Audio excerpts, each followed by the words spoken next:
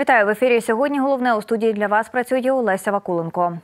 До 11 та 11,5 років ув'язнення незаконно засудили кримських татар Вадима Бектемірова і Закарію Муратова. Таке рішення ухвалив Південний окружний військовий суд у російському Ростові-на-Дону. Про це повідомляє громадське об'єднання «Кримська солідарність». Дружина Вадима Бектемірова Лемара впевнена, що вирок її чоловіку окупанти винесли для того, аби залякати кримсько-татарський народ. Каким будет приговор, мы уже знали задолго до того, как его озвучили, потому иллюзий мы не питаем. Посещая все судебные процессы от начала и до конца, я так и не услышала, какое преступление совершил мой муж. Все обвинения строятся на том, что мой муж вел беседы на религиозные темы, читал религиозные книги. Власти России ведут борьбу с исламом и мусульманами, в частности с крымско-татарским народом. Давая такие сроки ни в чем не повинным мусульманам, они хотят запугать весь крымско-татарский народ. Кримський адвокат Еміль Курбедінов заявив, що вирок щодо його підзахисного Вадима Бектемірова був необґрунтований, а всі свідки у справі підставні. Зі свого боку, адвокат Еміне Вамілєва заявила, що її підзахисний Закарія Муратов, який є найстаршим серед всіх кримських політв'язнів Кремля, може не витримати умов ув'язнення. Вадим встретил достойно, так скажем, этот приговор. Вот, что касается юридической стороны, то это, конечно, абсолютно был необоснованный приговор. Мы доказали, что это была провокация ФСБ, вот, что все секретные свидетели – это агенты ФСБ, которые кочуют из уголовного дела в уголовное, вот, и так далее. Все это было доведено до суда, но как бы решение принято. Еще юридическая сторона – это у нас есть 10 дней.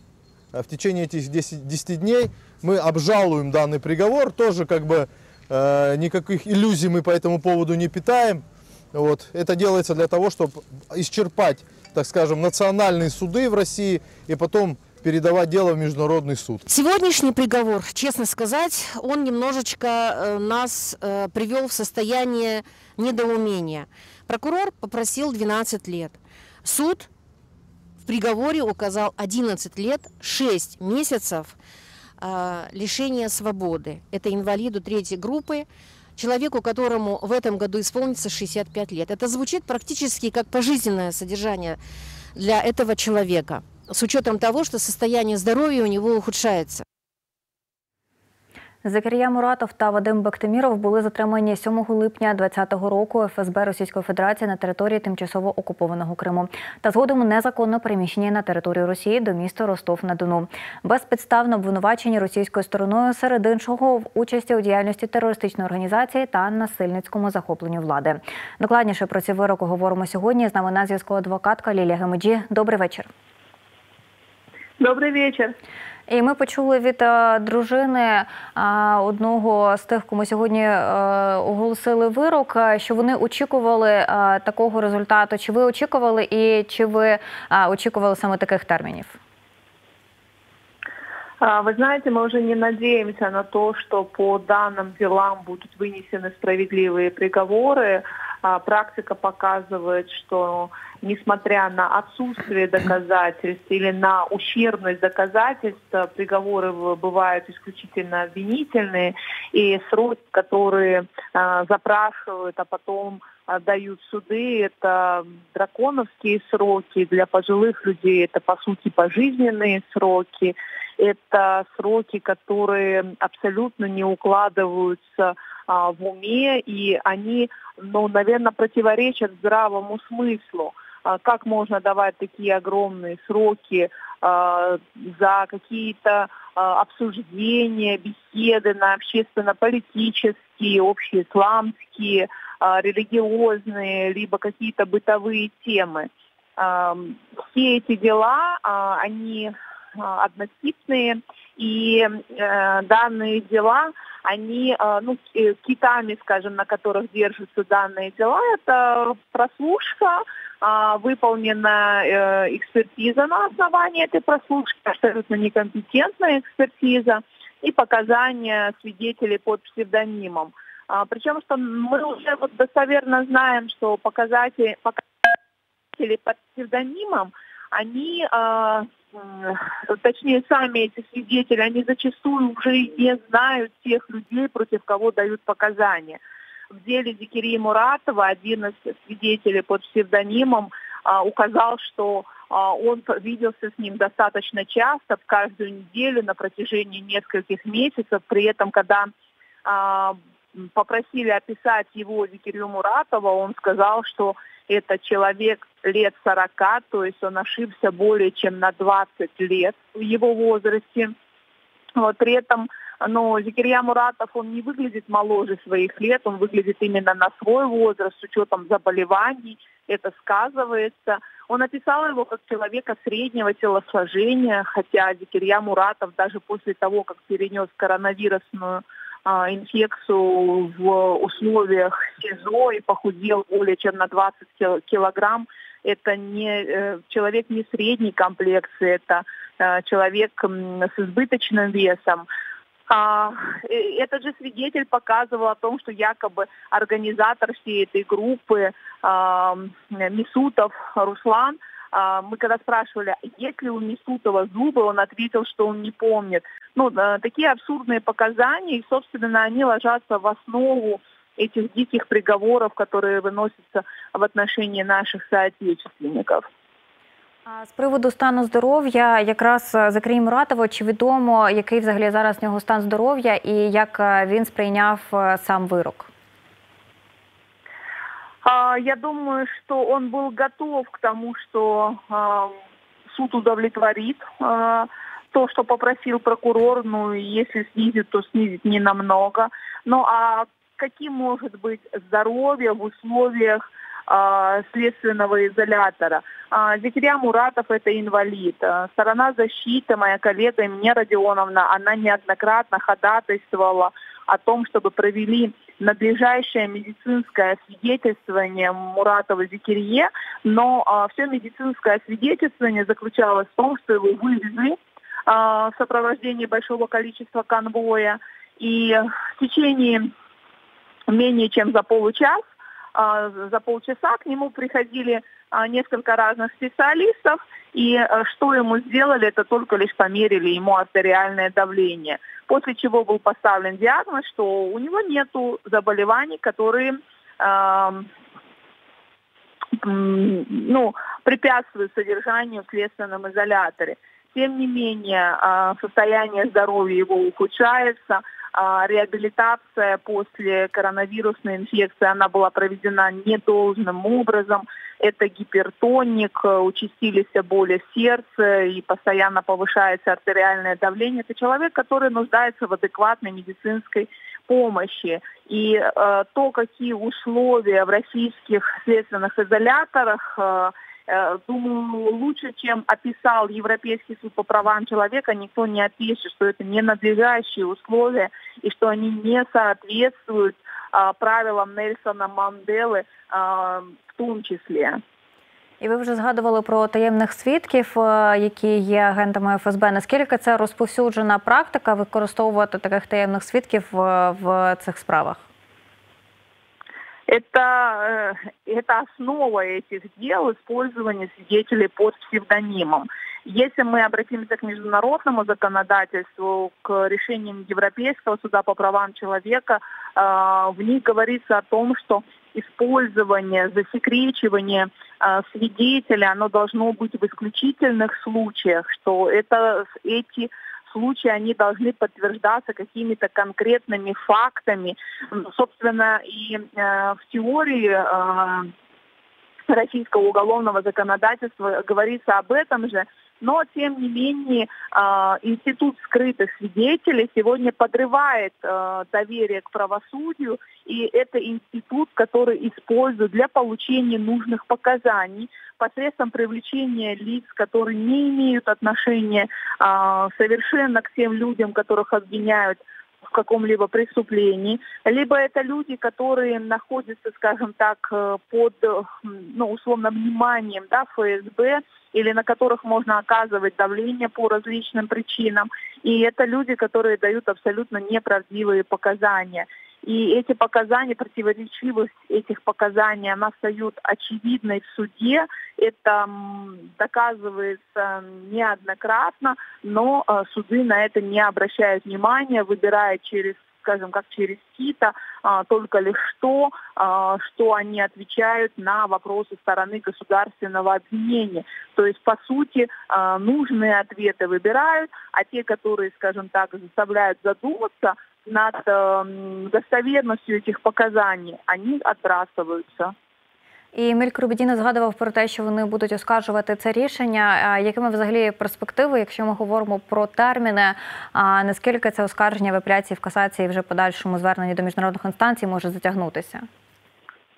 Безусловно, и Эмиль Курбизинов с коллегой, со своим, с которым они работали по делу Вадима Бектимирова, и мы с Эмией Родионовной будем оспаривать приговор Южного окружного военного суда, будем подавать апелляционные жалобы, но практика последних рассмотрений апелляционных жалоб говорит о том, что изменений ждать не стоит. Более того, если раньше мы наблюдали, что апелляционный военный суд, он, ну как-то, скажем так, пытался смягчить или подсластить пилюлю от приговора тем, что снижал сроки на полгода, на несколько месяцев, то последнее рассмотрение апелляционных жалоб, оно как раз-таки оставляет в силе приговоры Южного военного окружного суда, не изменив ни на день эти приговоры. Чи ви з чимось пов'язуєте, чому зараз так? Сторона защиты будет работать над тем, что... Чи ви зараз пов'язуєте з чимось те, що апеляційні суди вже не йдуть на те, щоб зменшувати трохи вироки? Я думаю, сложно объяснить, с чем это связано. Возможно, с тем, что придется приводить обоснование того, почему военный апелляционный суд посчитал, что необходимо снизить, скажем так, срок содержания, срок наказания данным лицам. Собственно, эти дела, эти сроки, они настолько абсурдны. И если мы говорим о том, что это участие в террористической организации, что это захват власти в Российской Федерации, либо попытка изменения конституционного строя, должны быть приведены очень серьезные доказательства, очень серьезные факты. Этих фактов нет. Невозможно говорить об участии в террористической организации только лишь на основании подброшенных книг, только лишь на основании разговоров. Это полный абсурд. И необходимо смотреть правде в глаза, что данные приговоры, что это есть не что иное, как попытка, скажем так, давления, что это попытка запугивания, и что это попытка приведения статистических данных с определенным запросом. Дякую дуже, що долучилися. Нагадаю, у нас на зв'язку була адвокатка Лілія Гемеджій, і вже є реакція від Міністерства закордонних справ України. Воно назвало вироки російського суду безпідставними та політично вмотивованими. Та висловило протест у зв'язку з їхнім ухваленням. Міністерство вимагає від Росії скасувати рішення суду і негайно звільнити Закирію Муратова та Вадима Бектимірова, а також усіх незаконно утримуваних нею громадян України. МЗС також закликало міжнародне співтовариство засудити застосування Росією неправомірної практики судових переслідувань громадян України, посилити політику дипломатичний та санкційний тиск, вимагати припинення Росією порушення норм міжнародного права на окупованих нею територіях України. І продовжимо ми цю тему, і не тільки про це, а й про затримання 3 журналістів громадських, яке відбулося під стінами суду. Говоримо далі. У нас на зв'язку Олександр Павліченко, виконавчий директор Української Гельсінської спілки з прав людини. Добрий вечір. Добрий вечір. І перш ніж перейти до того, що відбувалося після засідання суду, хотілося почути вашу оцінку тим вирокам, які сьогодні були оголошені в російському Ростові-на-Дону. Ця оцінка не може різнитися від того, що казала попередньо щойно Лілія Гемеджій, і що висловлено в офіційній позиції дуже своєчасній, дуже об'єктивній Міністерства закордонних справ. Звичайно ж, це суто політичне переслідування, яке не має жодного кримінального наповнення, і використання якраз кримінальних інструментів, таких як судове переслідування, засудження в кримінальному порядку. Власне, воно має одну мету – просто припинити будь-який опір і невизнання окупації, анексії Криму Російською Федерацією. І, власне, показати, що навіть немає нікого, хто міг би бути захищений від такого переслідування. Фактично це може бути будь-хто, навіть не настільки активний, що, скажімо, є кимсь із керівників того ж самого Меджлізу, але будь-хто, хто потрапить, так би мовити, в цю статистичну сітку, яка вимагатиме переслідування. І от саме сьогодні мало місце ще й затримання в адміністративному порядку, фактично незаконне так само 3 осіб, які здійснювали журналістське спостереження. Так, я якраз хочу, щоб ми тоді зараз подивилися фрагмент відео, як саме це затримання відбувалося. Здесь, говорю, находитесь со мной, говорю. Нет. Сергей Алексеевич, Куда светите? сюда, подойди ко мне. Ты что делаешь? Не трогайте. Сергей Алексеевич, ну здесь один есть он паренечек, Не в трогайте маске, его. значит, производит съемку воинской части. Вот, сейчас я его буду доставлять в отдел полиции Не трогайте. центральный. Вы еще в автомобиль На каком туда основании? попадите. Я говорю, отойдите от На каком- автомобиля А что вы патрульного. делаете? От автомобиля Почему вы меня патрульного. толкаете? На каком Что вы за основании съемки здесь задержали? проводите? Это мой Здесь братишка. воинская часть находится. Какая Что за вот съемки? неправомерные действия происходят? Почему его Центральный задерживают? район, там разбираться будет. Кореспондентів доставили до відділення окупаційної поліції номер 3 у місті Севастополь. І адвокат Едем Семедляєв сказав про те, що його близько години до них не пропускали. Давайте його почуємо.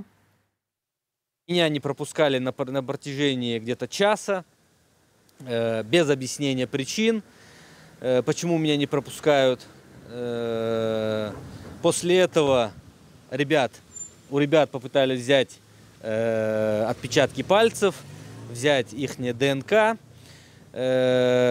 взять объяснение, но они без адвоката объяснения не стали давать, отказались по 51 статье. И после этого их отпустили. Что будет дальше, нам, к сожалению, неизвестно. На основании этих документов будут ли продолжения, будут ли составлять какие-либо протоколы, нам неизвестно. Думаю, что нет, потому что ребята ничего не нарушали. Это сотрудники полиции, мы считаем, что нарушали, а именно препятствовали профессиональной деятельности журналиста. Прокуратура Автономної Республіки Крим у зв'язку з винесенням вироку також нагадала, що здійснюється процесуальне керівництво у кримінальному провадженні за фактами незаконного переслідування кримських татар, у межах якого збираються докази причетності працівників окупаційних правоохоронних та судових органів до незаконних переслідувань громадян. І за фактом того незаконного затримання, яке відбувалося сьогодні, вони також відкрили кримінальне провадження. Про це сказала Яна Наулік. Давайте її почуємо. 8 років в окупованому Криму відбуваються систематичні переслідування, спрямовані на дискредитацію кримських татар.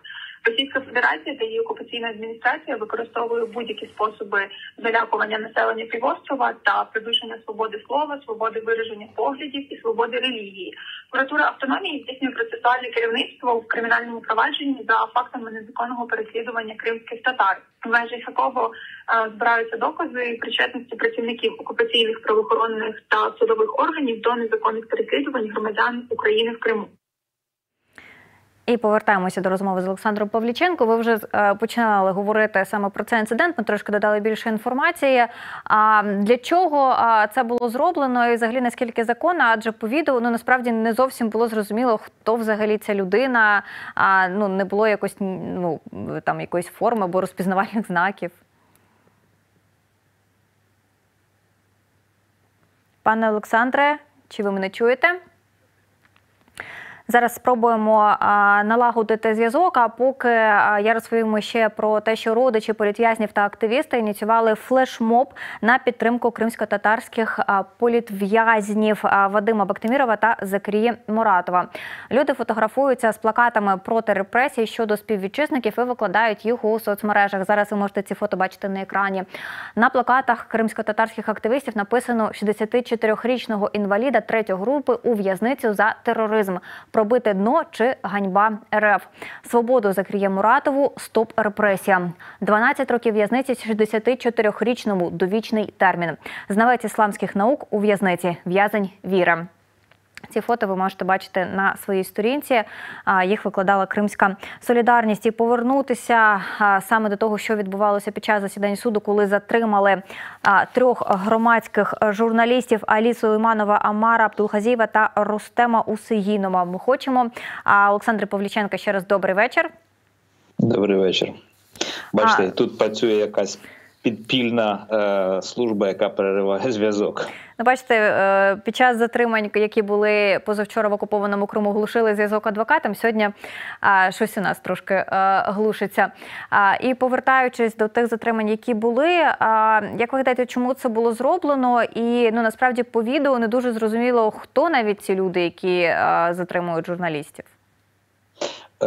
По-перше, можна відразу сказати, що саме затримання, якщо це називати затриманням, відбувалося навіть з процесуальними порушеннями, тому що те, що було, це такі, знаєте, якісь напівгопніцькі розборки, коли без представлення, хто це, чи це посадова особа, якого органу, хто це, що це, людей просто запакували і перевезли в правоохоронний орган, відділення поліції там чи міліції, як вони називаються. І тут уже було порушення, і, власне, як реагувати на таке порушення в тій системі, де не працює право взагалі, як на мене, дуже складно говорити про те, що можна використовувати справді юридичні механізми. Чим зараз займається фактично наша правоохоронна система, та ж прокуратура АРК, це відповідне фіксування і через порушення кримінальної справи збір доказів у вчиненні правопорушення з тим, щоб була можливість, коли стане нагода, притягти до відповідальності винних в такому вчиненні.